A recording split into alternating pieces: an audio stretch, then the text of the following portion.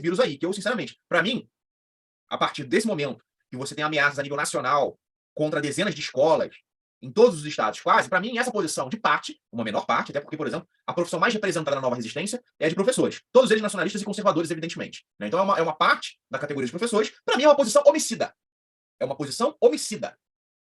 Por quê? Diante de ameaças de morte, você preferir de duas uma, ou esse mito da conscientização em abstrato, ou geralmente associado à perseguição ideológica, porque a culpa não é de um fenômeno social concreto, mas é de uma ideologia do ódio, né? Um negócio solto assim, como se a gente fosse personagem de desenho da Disney, dos ursinhos carinhosos, ou qualquer mongolice do tipo, né? O problema é o ódio. O problema não é um fenômeno concreto com uma explicação, etc. É um sentimento maligno, né? Isso aí dá pano para manga pelo seguinte, a gente tem aí já 10, 20 anos de uma mentalidade ocidental de criminalização dos maus sentimentos.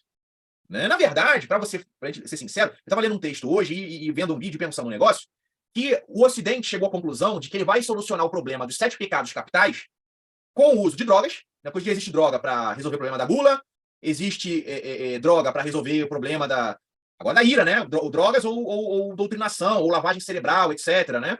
Certamente vai ter aí para inveja, para ganância, para luxúria, né? E por aí vai, né? Por enquanto, para luxúria tem só a droga que fomenta, né? Ainda não fizeram o oposto, né? Então, assim, não, o problema é o ódio, o problema é a falta de conscientização. Cara, isso não é solução, isso não é explicação. Né? Vocês querem uma tentativa de explicação? Ó, beleza. No caso americano, a minha opinião, excetuando a possibilidade de armação para você construir um clima favorável ao desarmamento, no caso dos Estados Unidos. Sabe o que é o fenômeno lá? O fenômeno é o seguinte: você tem uma juventude completamente alienada, desenraizada, desvinculada, mesmo quando possuem família, e em muitos dos casos eram jovens que não tinham, são jovens que não têm a devida atenção da família, ou que não têm boa relação, jovens que por uma série de motivos não conseguem relacionamento, jovens que são desprezados ou acham que são desprezados, que são isolados, que acham que estão isolados e encontram ali, se sentem raivosos, ressentidos, etc. E muitas vezes encontram acolhimento em subculturas, grupos virtuais de fakes e de gente anônima. E como é gente com uma mentalidade assim, que para se destacar apela para o choque, o problema é quando você está no meio de várias pessoas que têm esse gosto pelo choque para poder se destacar em relação ao vulgo, em relação ao comum, você sempre vai ter o cara que quer chocar mais do que todos os outros. É o seu amigo que manda foto de gore, né, de defunto, né, de execução de cartel mexicano, né? É o pessoal que fica nisso ali, num grupo de 5, 10, 15, 20 pessoas. Aí tem um amigo lá que vai falar, tô deprimido, vou me matar. E os outros vão falar, se mata, não, ó. Vai na garagem do carro, onde está o carro do seu pai, liga lá o carro e deixa ali sair enfim, né? Eu não sei, daqui a pouco o canal do robô tá sendo punido aqui, porque eu tô falando um monte de coisa real, né? Mas o YouTube vai achar que eu tô, né, recomendando. Então o pessoal, beleza, faz isso mesmo. Faz. E é o pessoal que bate palma. Aí vai um faz isso. Aí o outro tá deprimido, eu vou fazer não sei o quê. Faz assim, faz assado. Todos esses casos são nos Estados Unidos. Né? E aí, desde Columbine, foi um fenômeno que foi se alastrando nos Estados Unidos. Muitos dos casos envolvendo bullying, né? Muitos desses casos envolvendo bullying, e o bullying já traz a questão das claques sociais, né? Porque a vida jovem nos Estados Unidos, ela é uma guerra de todos contra todos, ela é extremamente... Ela empurra para uma espécie de conformismo que é simultaneamente individualista e tribal. Então você tem ali um tribalismo dentro das escolas americanas. Se você não se encaixou no grupo certo, ferrou, tua vida está arruinada, basicamente. Né? E se você é uma das pessoas que tem azar nesse sentido, dependendo de vários outros fatores, qual é a sua relação com a sua família, você foi acolhido por malucos na internet.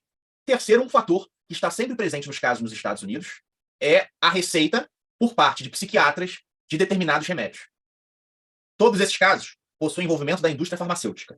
Todos os casos de ataques em escolas nos Estados Unidos possuem envolvimento, quando eu digo envolvimento, todos frequentavam psicólogo psiquiatra e recebiam receita para determinados remédios. Todos. Né? Esse é o fenômeno aí em relação a isso nos Estados Unidos. Brasil. O caso de Realengo envolvia bullying. Porém, do pouco que eu vi dos casos que aconteceram desde então no Brasil, não me parece que o bullying é a causa de boa parte deles. Porque quando o caso é bullying, o assassino volta na escola na qual ele estudou.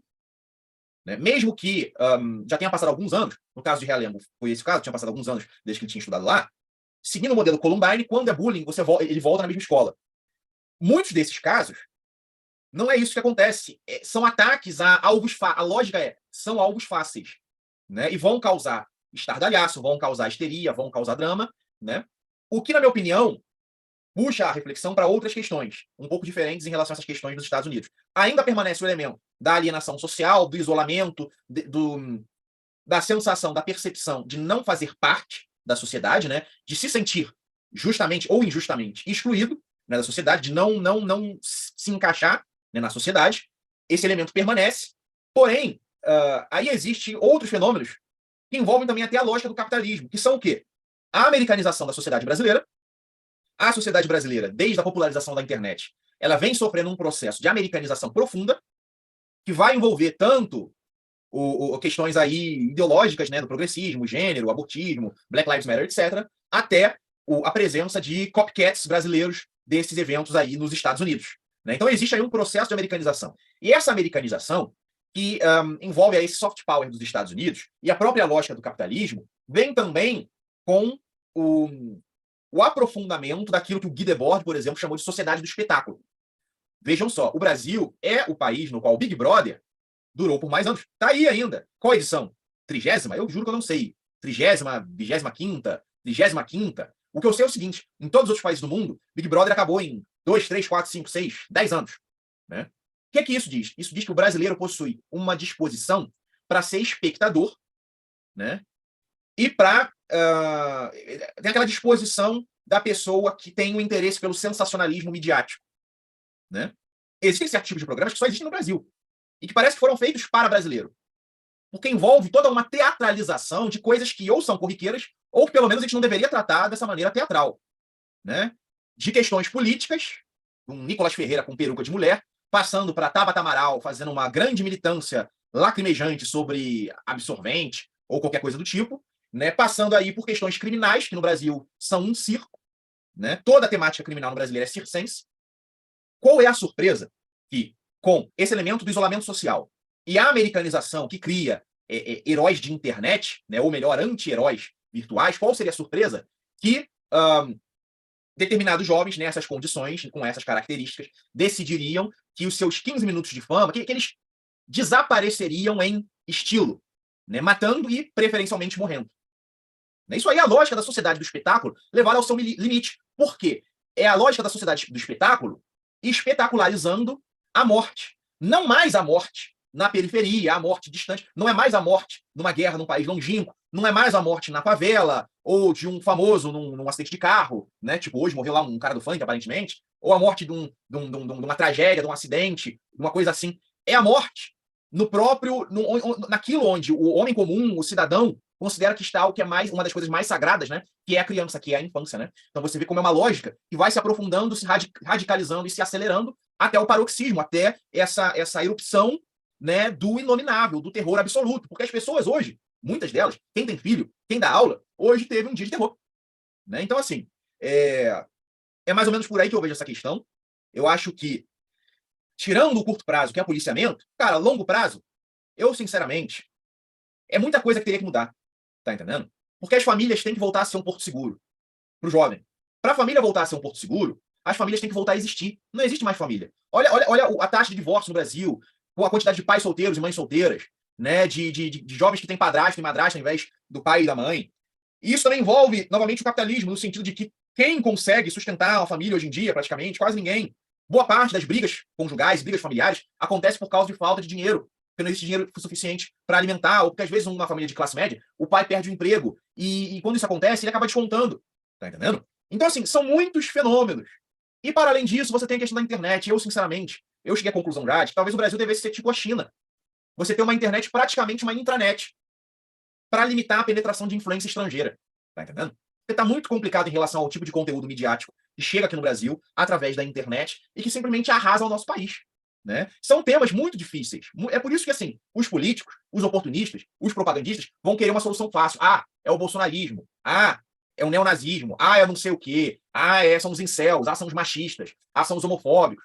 Sempre tem uma explicação. Ah, é isso aqui, acabou, fechou. A solução é prender um monte de gente, né? Censurar esse pessoal, né? E não tentar estudar a situação, ver que nós temos uma sociedade em frangalhos, uma sociedade na beira do abismo, na beira do colapso no âmbito das famílias, né? O Quintas, por exemplo, comentou umas coisas sobre Bolsa Família ali, e o pessoal não entendeu. Cara, é normal a mulher com 6 filhos, cada um desses filhos ser de um pai diferente, 2 dos pais tendo morrido, ele até perguntou: que profissão perigosa é essa dos homens que essa mulher tá arranjando? Que profissão é essa? É o quê? É marinheiro?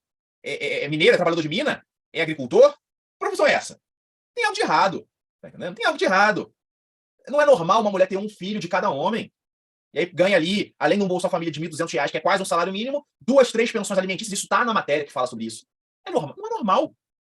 Não é normal. A gente tem que bater o pé no chão, bater a mão na mesa e falar: não é normal. Nós não vivemos uma sociedade normal. Nós vivemos uma sociedade caduca, que está quase tão na merda quanto a sociedade estadunidense.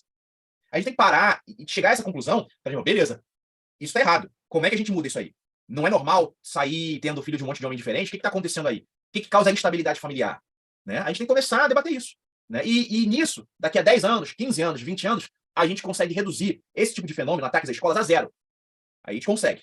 Sem a repressão é necessária agora, né? O policiamento, a ameaça da repressão, da prisão, do tiro, etc. Isso é necessário agora. Mas se a gente começar a pensar na reestruturação familiar, em 20 anos a gente pode chegar e tirar as polícias das escolas. Não é mais necessário. Né? Falei demais. Carlos.